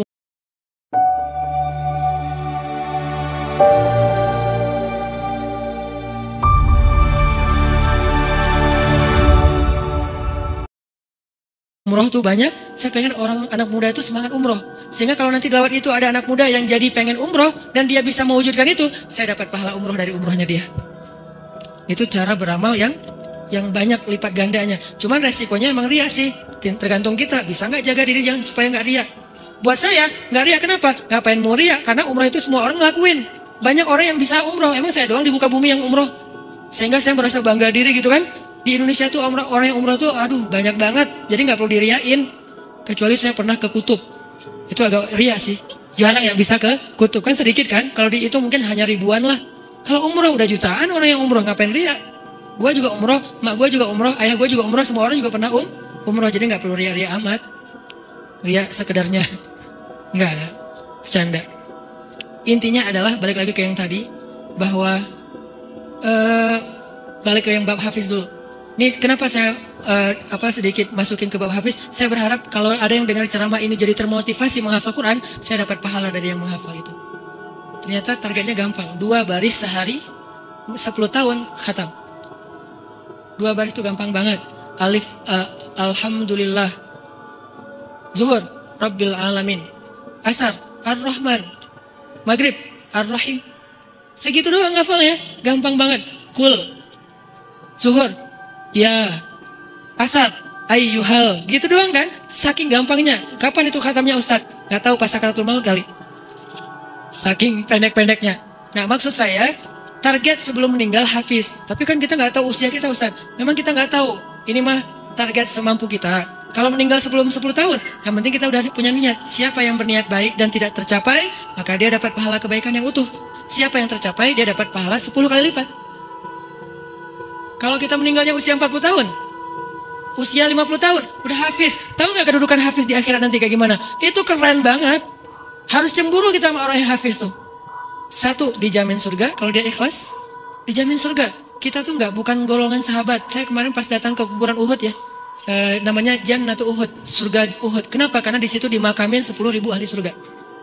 Pas saya datang ke kuburan Uhud, saya ngerasa duduk aja lama di situ ya, mikir beruntung banget ya mereka. Semua dijamin surga. Duduk di kuburan Uhud itu nggak ada serem-seremnya. Benar-benar namanya surga Uhud. Karena kayak kita duduk di atas taman surga. Kan datang ke kuburan itu ada agak-agak seram gimana gitu kan. Ini nggak ada seramnya sama sekali. Nyaman, merpatinya banyak, hinggap di atas kuburan-kuburan itu. Dan di atas kuburan itu kita bisa tahu beberapa. Ini kuburan Sayyidah Aisyah, ini kuburannya Ibrahim anak Rasulullah, ini kuburannya Imam Malik, ini kuburannya misalnya Fatimah, ini kuburannya Ummu Kulsum, putri-putri Rasulullah. Duduk aja di atas kuburan para sahabat. Beruntung banget ya mereka dijamin surga. Kita nggak dapat kesempatan itu karena nggak sezaman dengan Nabi. Tapi kita punya kesempatan lain. Gimana? Hafiz Al-Quran. Dijamin surganya. Dengan syarat ikhlas dan tidak berbuat dosa besar. Dijamin surga. 1. Kedua, bisa bawa 10 orang selain mantan ke surga. Kasihan juga ya mantan ini ya. Makanya jangan jadi mantan. 10 orang. Siapa aja?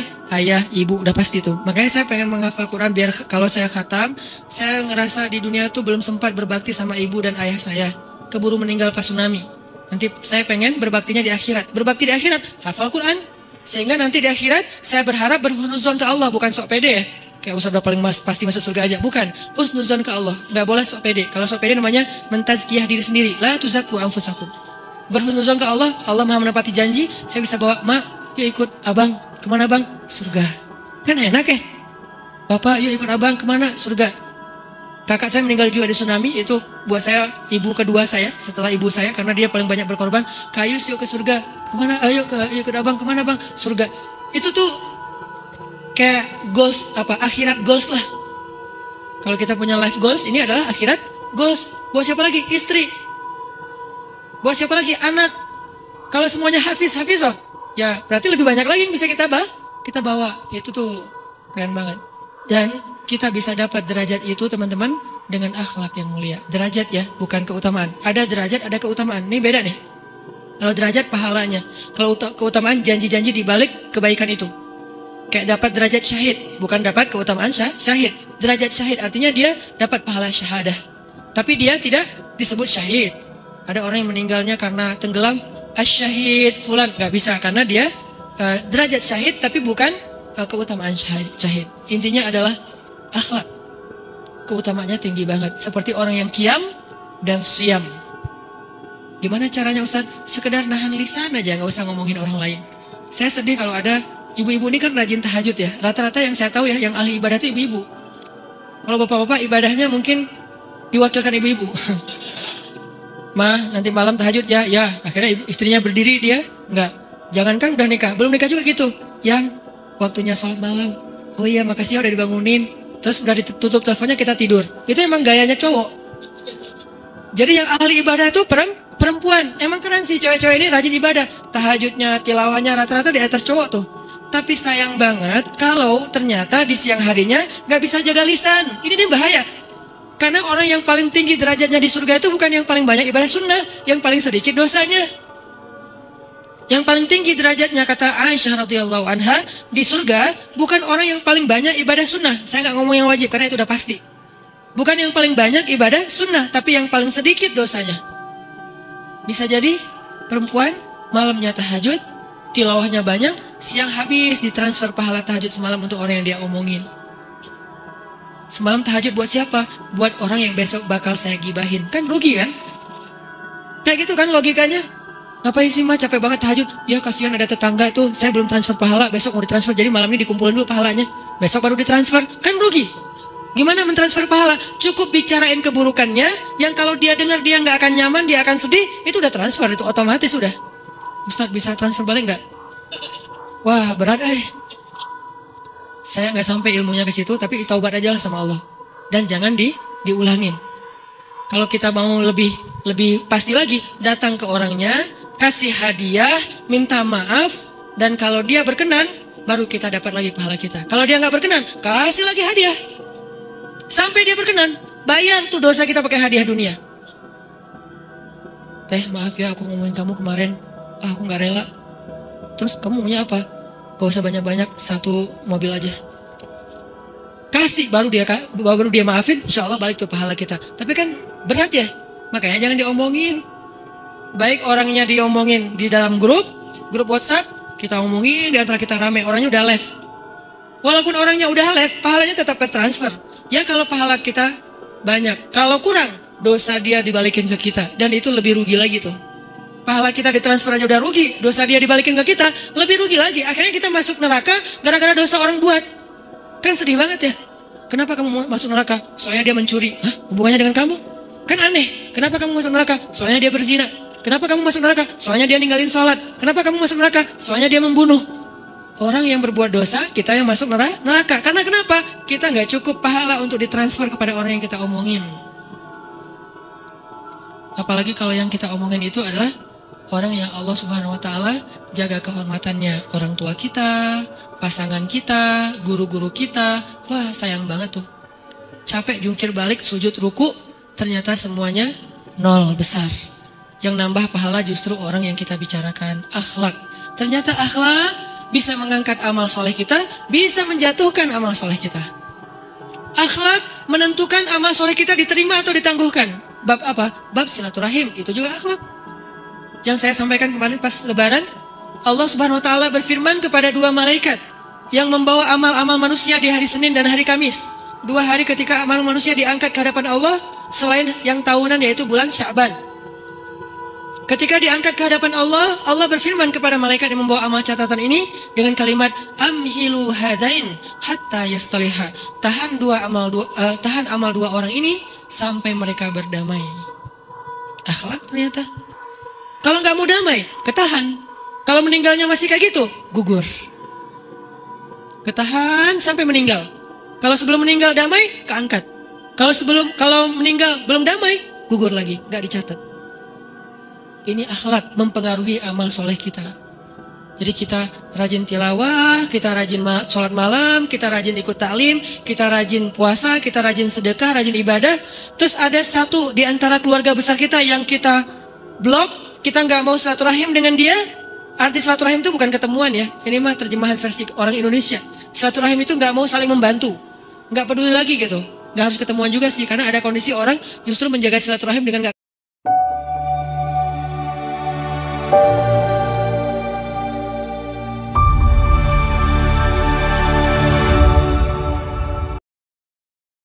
ketemuan. Ada kan? Makin ketemuan, makin rusak silaturahimnya. Soalnya dia mungkin orang yang nggak bisa jaga sikap. Dia orangnya kayak baperan, orangnya mungkin nggak bisa jaga lisan. Mending kita nggak usah ketemuan. Tapi kita care sama dia, sehingga kalau dia ada masalah kita bantu dia, walaupun nggak harus ketemu. Kita bisa transfer, kita bisa nitip lewat orang lain, kita bisa ngajak orang lain bantu dia. Yang jelas kita peduli. Itu silaturahim. Sebaiknya sih saling menyapa. Tapi ada kondisi kadang-kadang nggak bisa disapa dulu karena orangnya belum sadar. Mending jaga jarak dulu daripada semakin runyam masalahnya. Yang jelas kalau ada satu aja dari keluarga besar kita nih, sepupu kita mungkin, adik kakak kita mungkin, orang tua kita mungkin, mertua kita, ipar kita, yang kita udah nggak peduli sama dia, terserah dia mau kayak gimana, maka amal kita selama ini masih ada tuh di antara langit dan bumi, kegantung. Kalau suatu saat kita meninggal masih dalam keadaan kayak gini, maka dia akan gugur lagi jatuh ke bumi. Habitat a'maluhum, berjatuhanlah amal-amal mereka. Akhlak. Jadi nggak sepele bab akhlak ini teman-teman, urusan besar. Dalam banyak hal, termasuk Nabi SAW mengaitkan akhlak dengan iman. Man kana yu'minu billahi wal yaumil akhir, akhlak. Memuliakan tamu, memuliakan tetangga, menjaga lisannya, menjaga tangannya, semuanya berkaitan dengan beriman kepada Allah dan hari akhir, akhlak. Jadi akhlak dalam Islam itu bukan bab furu'iyah, tapi termasuk di antara usul, termasuk perkara yang dasar-dasar dalam urusan agama. Yang pertama diajarkan Nabi di Mekah, akidah dan akhlak, bukan syariat. Syariat itu baru muncul di Madinah secara bertahap.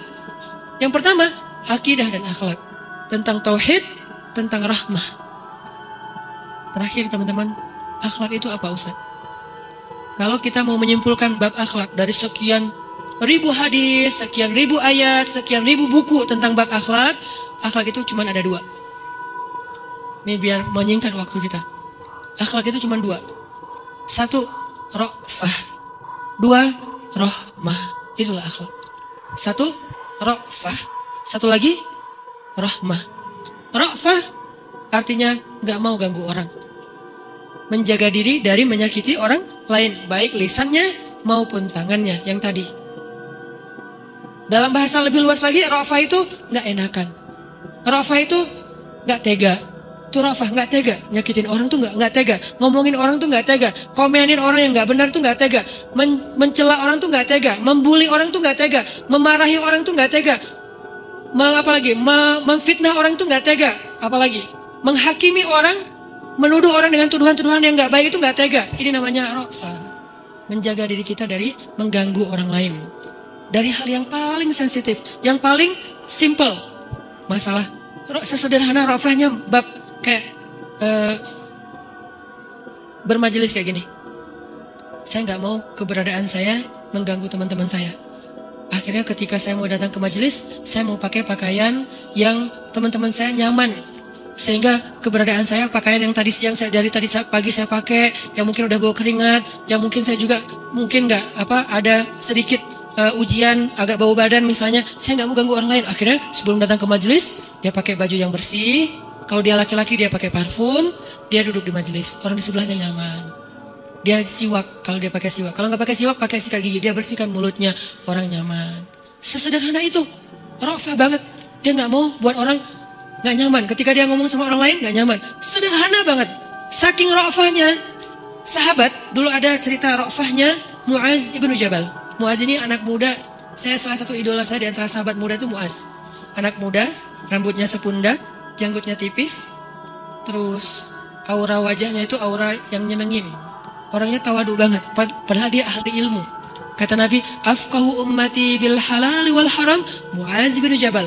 Umatku yang paling mengerti mana yang halal, mana yang haram, Muaz bin Jabal. Jadi kalau mau nanya fikih itu ke sahabat Muaz. Kalau ada masalah pengen dihukum secara adil, Ali. Kalau pengen nanya hal-hal yang sifatnya gaib-gaib kayak gitu, nanyanya kepada Ibnu Abbas. Kalau mau nanya tentang Al-Quran, Ibnu Mas'ud. Kalau mau nanya tentang hadis, Abu Hurairah. Kalau mau nanya tentang perang, Khalid. Mau nanya tentang politik, Amr bin As. Semua mereka punya kelebihan. Muaz, fikih. Suatu hari Muaz lagi duduk berdua dengan temannya di sebuah tempat.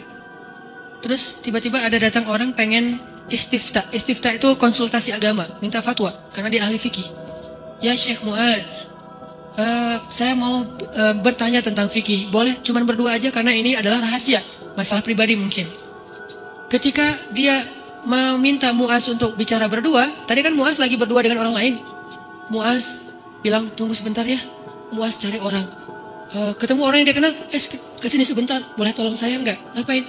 Tolong temenin teman saya ini bicara, karena saya harus bicara dengan orang lain, kasihan dia sendiri. Segitunya sahabat menjaga perasaan orang lain, coba.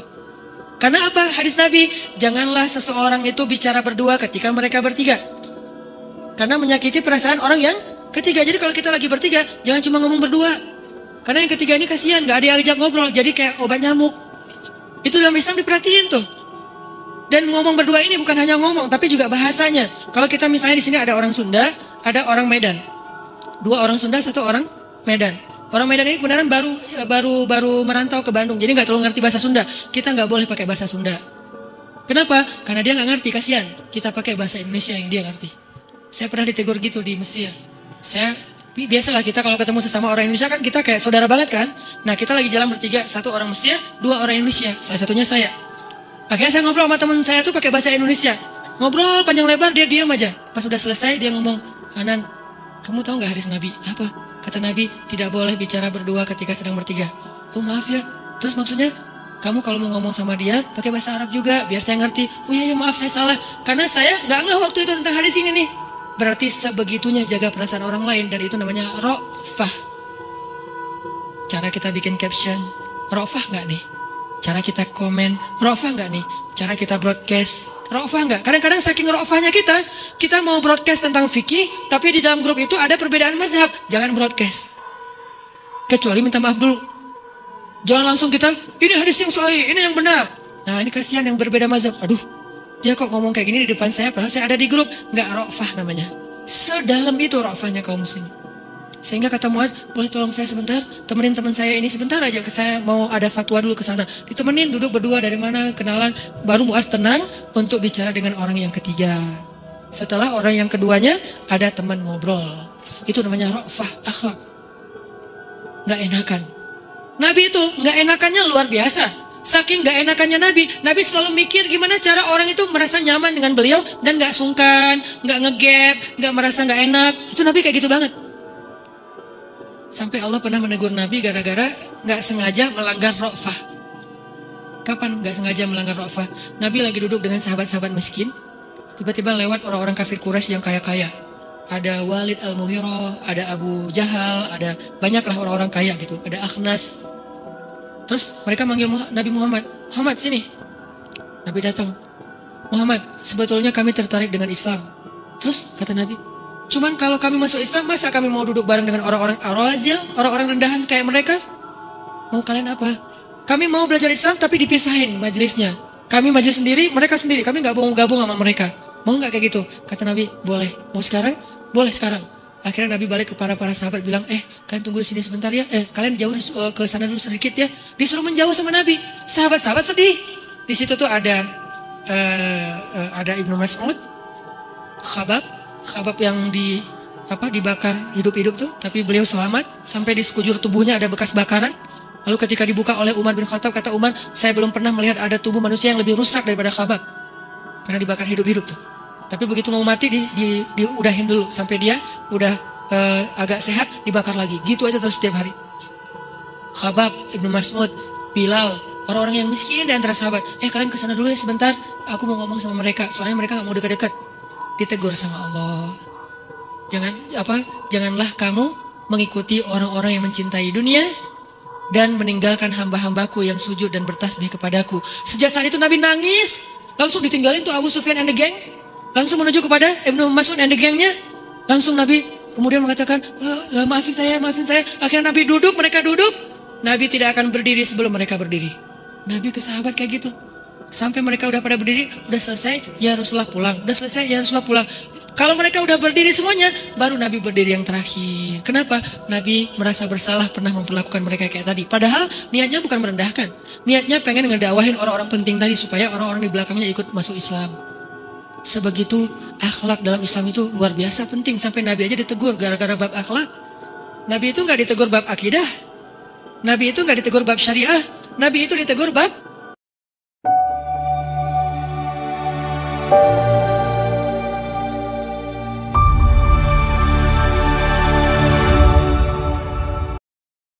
akhlak oleh Allah. Abasa wa tawalla, itu bab akhlak.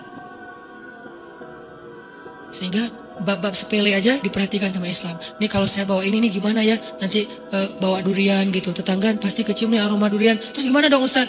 Ya bawa juga tetap sih. Cuman kayak minimal masih ada rasa nggak enak. Nah minimal masih ada itu. Walaupun kita kayak, saya bicara realistis lah. Dan saya juga bawa. Misalnya bawa durian ya bawa aja ke rumah kan. Tapi ada rasa, duh nggak enak sama tetangga. Mau dibagi lebih nggak enak lagi. Cuma satu soalnya duriannya gitu kan.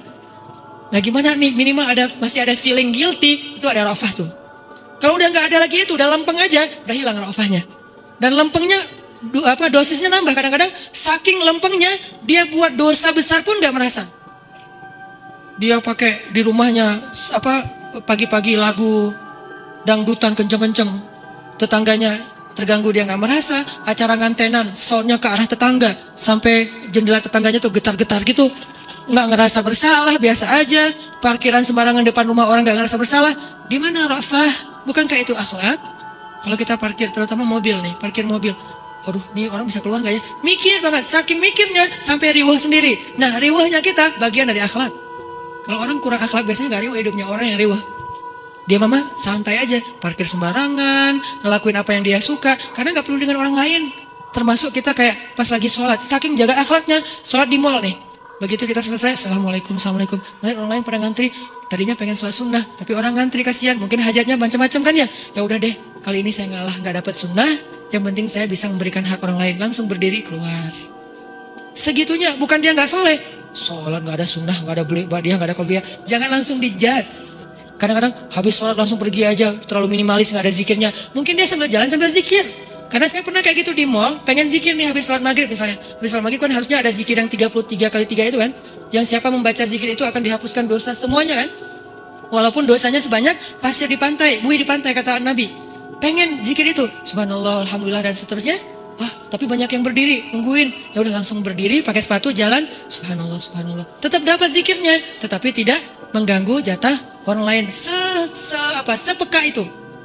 Asah kepekaan ra'fah kita. Berarti kita sudah menjalankan sunnah akhlak. Ra'fah. Kedua, rahmah. Rahmah itu apa? Kalau ra'fah itu nggak mau ganggu orang. Kalau rahmah itu pengen bantu orang. Kalau rahmah itu pengen nyenengin hati orang. Kalau rahmah itu pengen memberi kepada orang lain. Pengen nolongin orang lain. Yang memberi itu rahmah. Yang menjaga untuk nggak merusak itu namanya ra'fah. Ra'fah wa rahmah. Ra'ufun rahim. Itulah akhlak. Kalau disimpulkan secara umum. Pengen bantu sebanyak mungkin orang lain. Pengen ya bantu lebih banyak orang. Pengen ya tetangga dibantu. Jadi kalau ngeliat orang susah tuh pengen bantu. Itu rahmah tuh. Kalau ada sesuatu dia gak pengen ganggu orang lain. Itu ra'fah tuh. Termasuk kalau teman-teman ini mungkin hal-hal yang sepele lah ya. Di hotel. Di hotel. Misalnya kita nginep di hotel ya. Nginep di hotel pas kita mau check out. Kalau dulu waktu saya dari kecil itu udah sering ikut musabakoh ya. Kita sekamar itu satu geng lah ya. Itu biasanya sebelum check out itu kita loncat-loncat dulu di kasur. Anak kecil, SD. Jadi loncat-loncat sekenceng-kencengnya. Kenapa? Karena di rumah gak boleh kayak gitu, dimarahin. Jadi di hotel bebas, loncat-loncat, diacak-acak. Nakalnya waktu kecil, astagfirullahaladzim. Sekarang setelah dewasa, kalau mau check out, rapiin dulu kasur. Ustadz, kan itu udah ada tugasnya. Ya, tapi gak enak pas mereka datang lihat kasur kita berantakan.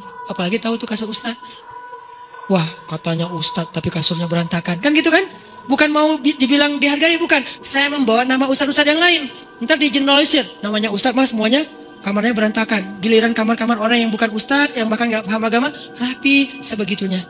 Terus juga tong sampah. Kalau misalnya kita mau buang, maaf kalau kita bawa anak yang dia mungkin ada kotoran, kita masukin ke plastik, baru kita taruh ke tong sampah. Biar yang ngebersihannya tuh gak susah. Mikir semuanya biar gak ganggu orang lain. Ra'fah. Pasti teman-teman punya contoh yang lebih luas lagi, lebih detail lagi daripada saya. Coba kita terapin itu dan kita share ra'fahnya kita. Malam, klakson. Kalau saya klakson, ntar orangnya kaget. Ra'fah. Lampu. Kadang-kadang ada orang lampu yang penting dia terang. Orang lain sampai silau gak peduli. Pakai lampunya tuh lampu tembak. Kemana-mana ditembakin orang dengan lampunya. Aduh. Lampu gak usah nembak, yang biasa aja. Kecuali dia lagi kayak misalnya ada sesuatu yang darurat atau kayak dia ngasih kode, oke lah dia ngedim gitu. Tapi enggak, ngedimnya permanen. Jadi semua orang ngerasa susah ngelewat. Matanya tuh langsung kayak silau gitu. Nah ini enggak ra'fah. Terus dan seterusnya. Sampai knalpot. Itu ra'fah loh. Saya kalau naik motor yang knalpotnya kenceng tuh kayak digas nggak enak, nggak digas nggak jalan. Ini gimana ya? Ya pas digas suaranya tuh wah garung-garung segang. Nggak digas nggak jalan-jalan. Karena ini rofah nih. Tapi kalau motornya udah gitu gimana Ustaz? Ya udah sering-sering istighfar aja. Karena emang nggak bisa diulik lagi kan emang motornya gitu. Justru dia beli motor itu untuk dengar suaranya kan ya. Kan ada motor yang dibeli hanya untuk merasakan suaranya kan. Kalau nggak ada suara gitu rasanya kayak rugi aja. Uang 500 juta, 1 miliar. Ya udah istighfar aja yang banyak. Karena pasti banyak orang yang merasa terganggu. Pas musim hujan kita lewat. Nih gimana nih kecipratan nggak nih air hujan? Karena saya pernah kayak gitu. Mungkin saya waktu itu lemah iman. Saya nggak berhenti. Kecipratan orang teriak, woi pergi aja. Habis itu saya feeling guilty, ini pasti di akhirat nih orangnya nuntut nih. Oh lo yang kemarin ngecipratin gua, ya Allah dia nih orangnya nih. Rame kan nanti di akhirat, istighfar aja gak cukup ternyata. Jadi akhirnya saya jadi kayak harus menebus itu dengan banyak kesalahan, dengan banyak kebaikan yang lain. Ya kalau ketebus, wallahu alam, berusaha aja. Ra'fah, rahmah, pengen bantu sebanyak mungkin. Ngelihat orang tuh gak tega kalau gak bantu. Lihat postingan Surya, gimana ya cara bantu Surya. Jangan cuma bilang kasihan ya, gak cukup. Bantu, segimana bantunya, semampu kita. Kalau bisa di atas kemampuan kita, biar Allah mampukan lebih lagi tuh. Harus ada niat, saya pengen bantu Suriah, saya pengen bantu Palestina, saya pengen bantu Yaman yang kelaparan sekarang tuh. Bukan cuma Somalia sekarang yang malnutrisi itu Yaman parah banget sekarang. Anak kecil meninggal karena malnutrisi itu banyak banget di Yaman. Yang tinggal tulang, kasihan banget. Dan kalau orang yang punya anak pasti ngerasain gimana, gak teganya melihat anaknya kayak gini. Sehingga ada niat membantu. Di Indonesia juga banyak orang sakit, orang miskin, orang apa di jalan. Kalau saya pribadi ngerasa paling gak tega ngelihat orang yang udah kerja keras gajinya kecil. Itu gak tega banget tuh. Pengen dikasih. Karena saya gak ngelihat dia, ngelihat anak-anaknya pasti anaknya di rumah nungguin, ayahnya pulang sampai larut gak pulang-pulang karena uangnya masih sedikit. Kasih yang banyak, kasih lebih. Pas di tol misalnya, apalagi pas lagi kayak musim mudik tuh kan banyak orang yang buang sampah di pinggir jalan ya. Berhenti buang sampah sembarangan aja kayak gitu tuh. Berhenti ada yang bersih-bersih sampah, turun, kasih 50.000. Makasih ya Pak, makasih. Dan ekspresi mereka senang tuh buat kita tuh happy banget gitu kan. Kita gak usah jauh-jauh ngasih hazard buat orang yang mau nyebrang aja berasa udah jadi orang paling baik sedunia kan ya. Orang nyebrang dihazardin sama kita berhenti hazard, akhirnya di belakang pada berhenti, lewat ibu-ibu teh, saya tuh orangnya baik juga ya. Itu aja tuh udah kayak happy gitu, dan itu bukan sombong, happy aja. Karena udah berbuat baik jadi happy kan, apalagi bisa ngasih. Harus ada niat kita rahmah, ngasih ke orang lain, sebanyak mungkin. Makin banyak orang yang bisa kita bantu. Kata Nabi, siapa yang meringankan hajat saudaranya di dunia, Allah ringankan hajatnya di akhirat. Siapa yang menutupi aib saudaranya di dunia, Allah tutup aibnya di akhirat dan seterusnya dan seterusnya. Kalau saya secara pribadi ini yang terakhir, ada salah satu life goal saya itu adalah saya pengen bisa sedekah kayak Utsman bin Affan. Berapa sedekah Utsman bin Affan? 10 miliar sekali ngasih. Akhirnya saya latih sedekah 100.000. Ketika 100.000 udah kecil, naikin 1 juta. 1 juta udah kecil, naikin 10 juta. 10 juta udah kecil, naikin 50 juta. 50 juta udah kecil, naikin 100 juta. Awal kita sedekah dengan angka yang baru, pasti ada deg-degan. Aduh gede juga ya, gimana nih? Gimana besok? Gimana nanti? Gitu kan? Awal-awal sedekah dengan angka yang baru, pasti ada rasa kayak, aduh gede juga, aduh gimana nanti kalau saya butuh, kalau apa, kalau. Di situ kita belajar tawakal loh. Di situ kita belajar tawakal. Dengan syarat kita sudah menyempurnakan hak. Kalau kita seorang suami, hak istri, hak anak. Kalau kita sebagai seorang anak, hak orang tua. Tapi kalau kita belum menyempurnakan hak, tapi malah ngasih keluar, itu namanya zalim. Nggak proporsional, nggak kayak gitu syariat Islam. Kita kasih nih. Sehingga saya belajar, suatu saat saya harus bisa ngerasain gimana ya rasanya sedekah 1 miliar. Dan itu dilatih pelan-pelan. Sampai akhirnya Allah kasih lagi rezeki, nambahin sedekahnya. Kasih lagi rezeki, nambahin sedekahnya. Bentuknya bisa cash, bisa transfer. Harus ada agenda sedekah transfer atau cash setiap minimal seminggu sekali dengan angka yang buat kita tuh kayak angka baru gitu. Wah udah mampu segini, coba dawamin. Lama-lama, segitu doang. Nah nambahin lagi tuh. 1 juta, saya sedekah 1 juta loh.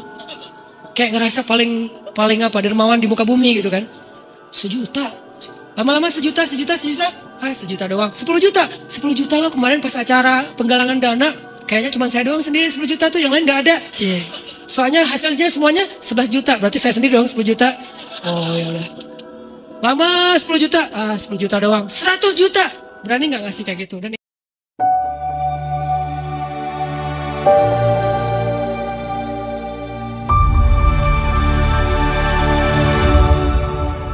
itu adalah rahmah. salah satu bentuk rahmah. Ngasih yang kita suka. Naik lagi, ngasih yang kita butuh. 3 derajat. Paling bawah, ngasih yang kita nggak butuh, tapi baik. Di atasnya, ngasih yang kita suka, tapi kita nggak terlalu butuh, cuman kita suka. Di atasnya lagi, ngasih yang paling kita butuh. Kalau ngasih yang lebih itu, sarro. Ngasih yang kita suka, lan tanalul birra hatta tunfiqu mimma tuhibbun. Ngasih yang kita butuh, darra yu'thiruna anfusahum walau kana bihim khasasah. Itulah kaum Ansar. Itu rahmah. Ngasih, nolongin, bantuin, itu rahmah. Mudah-mudahan 2 akhlak ini bisa kita renungkan untuk kita terapin sesuai dengan masalah dan adegan-adegan hidup kita. Ra'fah, rahmah. Nggak mau ganggu orang lain, pengen nolongin orang lain. Itulah inti dari akhlak. Barakallahu fikum. Semoga Allah Subhanahu wa taala memberi kita taufik dari ilmu yang sudah kita dapatkan.